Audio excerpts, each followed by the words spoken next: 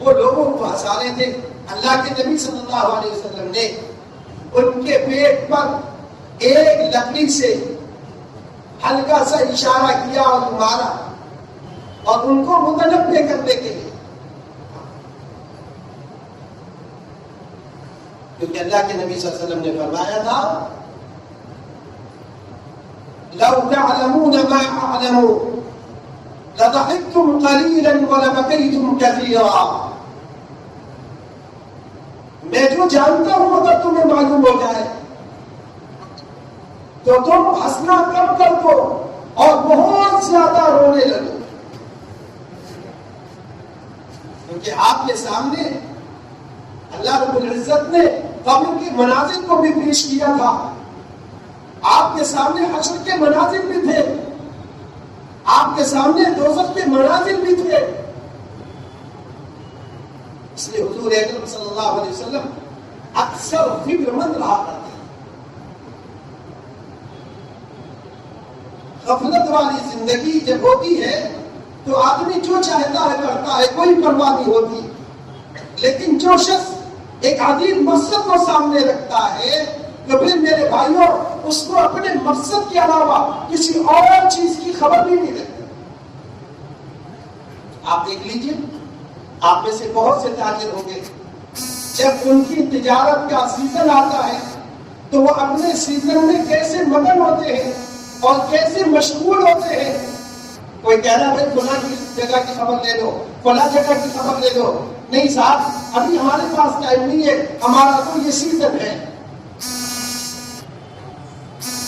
وقت نہیں ہے، اخبار پڑھنے کا وقت نہیں، خبریں دیکھنے کا وقت نہیں، اور کھانا کھانے کا وقت نہیں. کھانا پینا آگے پیچھے ہو رہا ہے، دکان میں ایسے مشغول ہے، سینکڑوں کہے صاحب کیا کریں، وقت نہیں مل رہا ہے. سینڈوچ ملی وہ کھا لی، چائے ملی ایسے ہی پی لی. ایسے بے ہوش اور مدہوش ہوتے ہیں کہ ان کو کھانے کی بھی فکر نہیں. میرے بھائیوں دوستوں بزرگوں، صحابہ کی عمومی زندگی نبی پاک صلی اللہ علیہ وسلم والی فکروں کو لے کر جو چلنے والی تھی وہ ایسی تھی کہ صحابہ ایک کام میں مشغول تھے اور اس کام میں ایسے مصروف تھے کہ میرے بھائیوں ان کو اپنی زندگیوں کی پرواہ نہیں رہی. صدیق اکبر رضی اللہ تعالیٰ عنہ سے کوئی پوچھے کہ اپنے گھر والوں کے لیے کیا بنا دیا، اپنے بچوں کے لیے کیا بنا دیا، تو وہ کیا تھے کہتے جو کچھ تھا وہ صرف لٹا دیا ہے، بنانا تھا. سب کچھ لگا دیا، سب کچھ لگا دیا، سارا مال لگا دیا. کیوں؟ اللہ کے حبیب صلی اللہ علیہ وسلم کا کلمہ بلند ہو جائے. یہی مشن تھا کہ دین ہر کچے پکے گھر میں پہنچ جائے، اس دین کے اندر کوئی کمی نہ رہنے پائے. اس لیے میرے عزیزوں، ان کو جب ایک چھڑی لگی فوراً تھوڑی دیر میں اللہ کے نبی صلی اللہ علیہ وسلم سے اللہ کے نبی صلی اللہ علیہ وسلم آپ نے مجھے تکلیف پہنچا دی، مجھے بدلہ لینا ہے. آج تو ہم زبانوں سے بھی تکلیف کو دے رہے ہیں، لوگوں کو اپنے عمل سے بھی دے رہے ہیں، کردار سے بھی دے رہے ہیں. ایک ہماری جماعت، ایک ہمارا کام، اس کے باوجود بھی ہم اپنے ساتھیوں سے بدگمانی کر کے، ان کی غیبتیں کر کے اور ان کی برائیاں کر کے آج ان کے پیچھے لگے ہوئے. زبان سے بھی تکلیف دینا. حضرت فرما رہے تھے کہ سب سے پہلے یاد رکھو، ایمان والوں کے ساتھ جیسے اللہ کے ساتھ حسن ظن مطلوب ہے، ویسے ہر مومن کے ساتھ حسن ظن مطلوب ہے. بدگمانی ساری خرابیوں کو جنم دیتی ہے.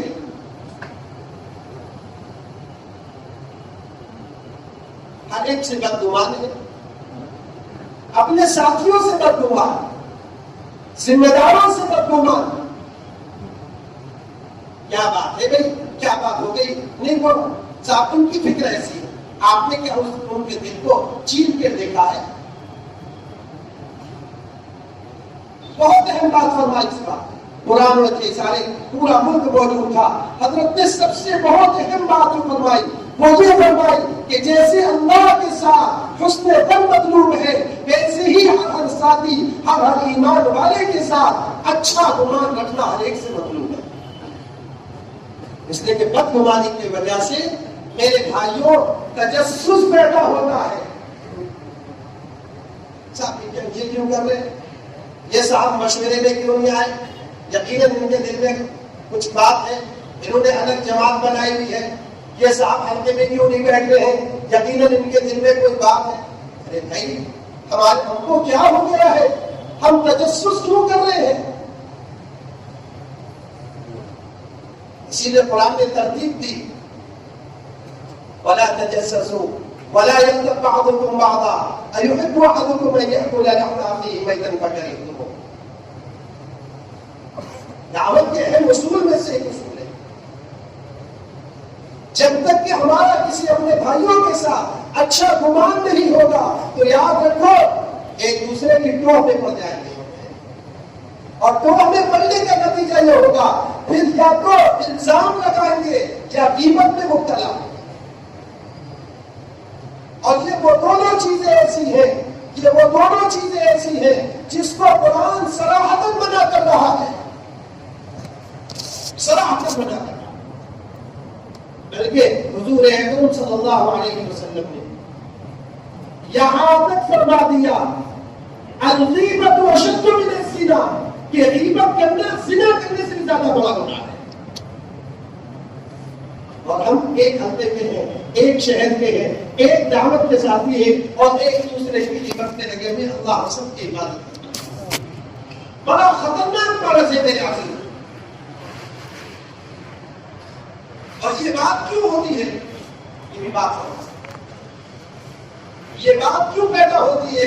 یہ بات اس وقت پیدا ہوتی ہے جب آدمی اپنے آپ کو کسی چیز کا مستحق سمجھنے لگتا ہے۔ میں اس کا زیادہ حقدار ہوں، میں اس کا زیادہ حقدار ہوں کہ آج میرا بیان ہو، آج میں فیصل بنوں، آج میں ذمہ دار بنوں، آج اس علاقے کا میں ذمہ دار بنوں گا، اس حلقے کا میں ذمہ دار بنوں۔ نہیں میرے بھائیوں، یہ کام مناسب کا نہیں ہے، یہ کام میرے عزیزوں اپنی زندگی کھپانے کا اور لگانے کا۔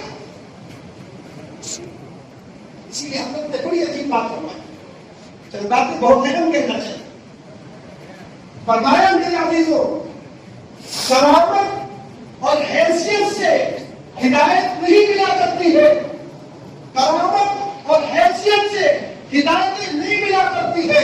ہدایت تو اللہ نے چھپا رکھی ہے محنت اور مجاہدے سے، اور وہ محنت اور مجاہدہ جو محمد رسول اللہ صلی اللہ علیہ وسلم کے طریقے ہیں۔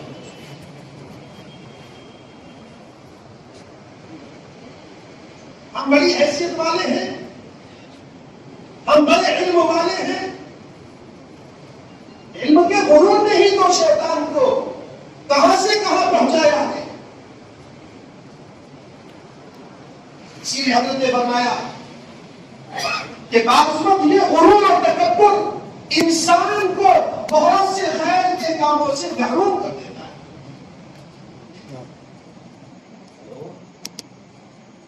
اس لیے استقامت یہ نہیں ہے کہ ہم ایک کام کو پابندی سے کرتے ہیں۔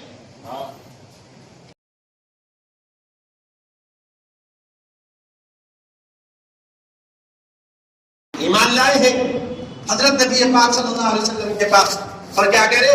اللہ کے نبی صلی اللہ علیہ وسلم میں اپنی قوم میں چلا جاؤں، ان کو دعوت دوں؟ فرمایا ہاں۔ فرمایا اللہ کے نبی دعا کر دیجئے اللہ تعالیٰ کوئی کرامت عطا فرما دے۔ کرامت مل گئی۔ کیا کرامت ملی؟ ان کی پیشانی پر ایک نور نکلا۔ اللہ قادر مطلق ہے، اللہ جس کو چاہے جو چاہے عطا فرماتے۔ اب وہ جو نور نکلا تو وہ صاحب حیثیت بھی تھے طفیل ابن عمرو الدوسی، اور صاحب کرامت بھی ہو گئے۔ صاحب کرامت ہونے کے بعد چلے ہیں تو راستے میں خیال آیا کہ یہ جو نور یہاں پر ہے کہیں ایسا نہ ہو ہم قوم کے پاس جائیں اور وہ یوں کہے کیونکہ تو نے اپنے دین کو چھوڑ دیا اس لیے ہمارے معبودوں نے تیرے چہرے کو بدل دیا. پھر واپس آئے اللہ کے نبی صلی اللہ علیہ وسلم سے عرض کیا تو آپ نے ان کی وہ نور جو پیشانی پر تھا وہ آپ نے انگلی میں اب کرامت بھی لے کر چلے اور حیثیت بھی لے کر چلے. یہ دونوں باتیں لے کر چلے اور قوم میں پہنچے. دعوت بھی قوم نہیں مانی. پھر آگے اللہ کے نبی صلی اللہ علیہ وسلم کے پاس اللہ کے نبی یہ قوم ماننے والی نہیں. کرامت بھی ہے حیثیت بھی ہے پرسنالٹی ہے صاحب بہت اہم شخصیت ہے. اللہ کے نبی بس ان پہ بددعا کر دیجئے بس اپنے ماننے والے نہیں. لیکن محمد رسول اللہ صلی اللہ علیہ وسلم نے تو آپ کو تکلیف دینے والوں آپ کی جان لینے کے لیے جو لوگ آئے ہیں ان کے لیے بھی بددعا نہیں فرمائی. تو اس قوم کے لیے کیسے آپ بددعا فرما دیتے؟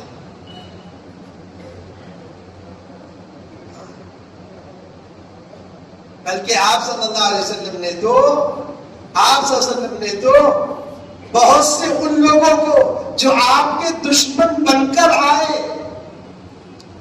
اور آپ کو مارنے کے لیے آئے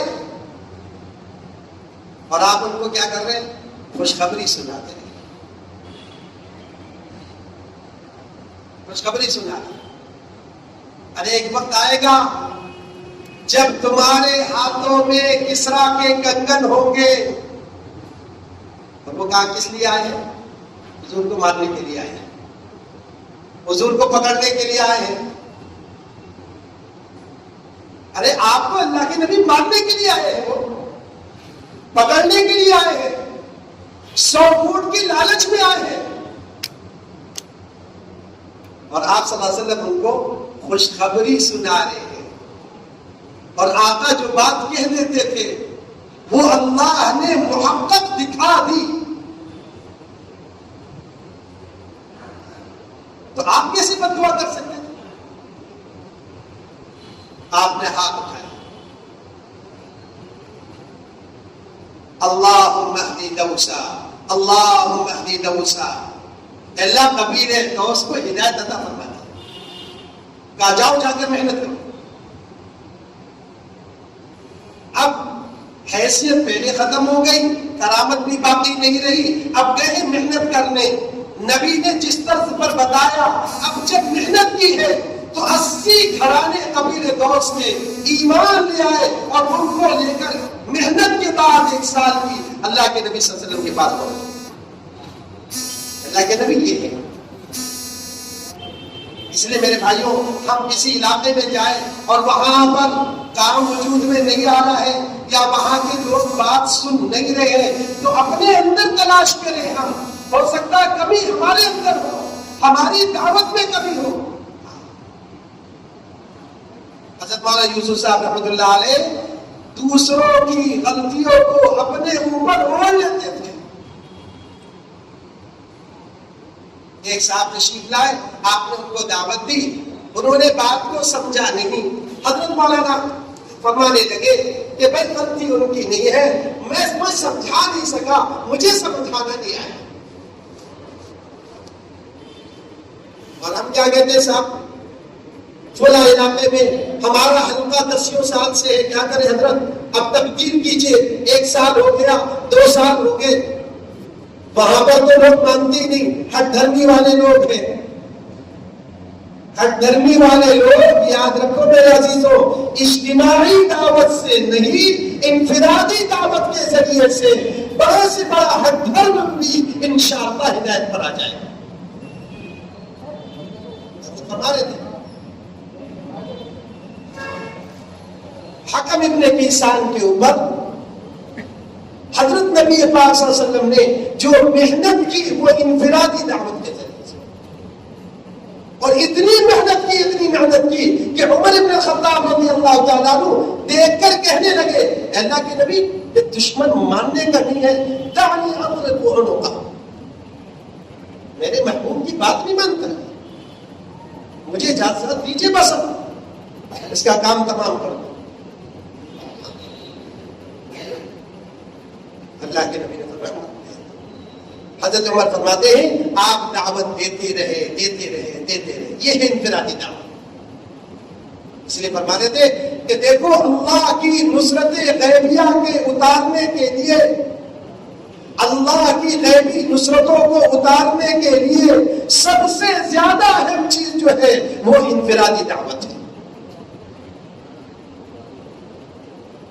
اس لیے کہ میرے عزیزوں، اجتماعی دعوت، بیان، وعظ، خطابت، اس کا وہ اثر نہیں ہوتا جو اثر کسی کے کندھے پر ہاتھ رکھ کر، کسی سے محبت کے ساتھ میں دو بول بول کر اور اس کی خوشامد کر کے، اس کی تھوڑی میں ہاتھ ڈال کر، اس کی کڑوی کسیلی برداشت کر کے جو دعوت دی جاتی ہے اس میں جو اثر ہوتا ہے، اللہ اکبر۔ حضرت معاویہ صاحب رحمۃ اللہ علیہ ایک کھیت کے اندر ایک ہل چلانے والے کے پاس جا کر دعوت دے رہے ہیں، دعوت نبی کے غم کے ساتھ۔ فَلَعَلَّكَ بَاخِعٌ نَفْسَكَ عَلَىٰ آثَارِهِمْ إِن لَّمْ يُؤْمِنُوا بِهَٰذَا الْحَدِيثِ أَسَفًا، میرے محبوب کیا آپ اپنے آپ کو ہلاک کر دیں گے، بھلا دیں گے؟ اگر یہ لوگ ایمان نہیں لا رہے ہیں تو آپ اپنے آپ کو ہلاک کر دیں گے کیا؟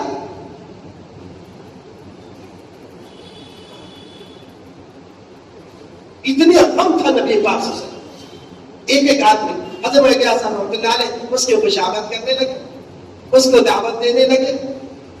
اس میں جب کافی دیر ہو گئی تو ایک گھوسا مارا، مولانا گر پڑے، بے ہوش ہو گئے۔ کیا صفات والے تھے! جب ہوش آیا، ایک ہی لگن ہے، ایک ہی فکر ہے، کچھ نہیں چاہیے بھائی، اب اپنا کام کر چکے، اب تو میری بات سن لو۔ اب جو دعوت دی ہے وہ دعوت ایسی مؤثر بنی کہ پھر وہ میاں جی پوری زندگی کے لیے حضرت معاویہ صاحب رحمۃ اللہ علیہ کے ساتھ ہو گئے۔ کہاں گئی کھیتی، کہاں گئی کسانی، کہاں گئے گھر کے تقاضے؟ نہیں، جب دعوت غم کے ساتھ، فکر کے ساتھ دی جاتی ہے تو سخت سے سخت دل والوں کو اللہ تبدیل فرما دیا کرتا ہے۔ آج ہمارے وہاں جو کمی ہے، ہماری سب سے بڑی کمی ہے وہ یہ ہے میرے بھائیوں، ہم اجتماعی دعوت کو دعوت سمجھ رہے ہیں، انفرادی دعوت کو دعوت نہیں سمجھ رہے۔ حالانکہ حضرت نے صاف فرمایا کہ اصل اللہ کی غیبی نصرتوں کو اتروانے کے لیے انفرادی دعوت کا اہتمام ضروری ہے۔ اتنا بڑا مجمع ہے، اگر ہم سے کہا جاتا تھا روزانہ کی ملاقاتیں، جی حضرت ملاقات کی تھی، کون سی ملاقات کی ہے؟ کون سی ملاقات کی ہے؟ ایک ہے رسمی، صاحب آ کر کارگزاری میں لکھوانا ہے کہ ہم نے اتنی ملاقاتیں کی۔ صحابہ کارگزاری میں لکھوانے کے لیے نہیں، صحابہ اللہ کے وہاں لکھوانے کے لیے ملاقات کرتے تھے۔ صدیق اکبر کی انفرادی دعوت پر پہلے دن ہی کتنے اسلام لے آئے کہ وہ اجتماعی دعوت تھی، انفرادی تھی۔ اس لیے ایک بات تو یہ بھی کہوں گا، حالات سے متاثر نہ ہوئیے۔ حالات کے اندر، خراب سے خراب حالات کے اندر جو دعوت پر جمے گا تو اس کے جمنے پر اللہ کی طرف سے وعدے ہیں۔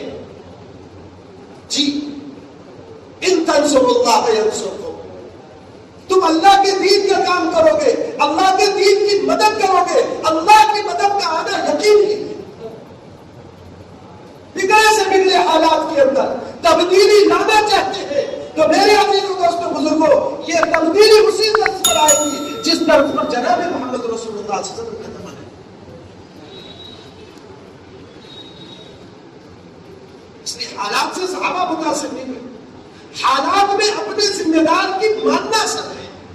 مان کر دعوت کی محنت میں لگا رہنا. اور حضرت نبی پاک صلی اللہ علیہ وسلم نے جتنے وعدے صحابہ سے کیے ہیں وہ سارے کے سارے غیر موافق بلکہ مخالف حالات کے اندر کیے. ہم کہتے ہیں ملک کے حالات ٹھیک نہیں،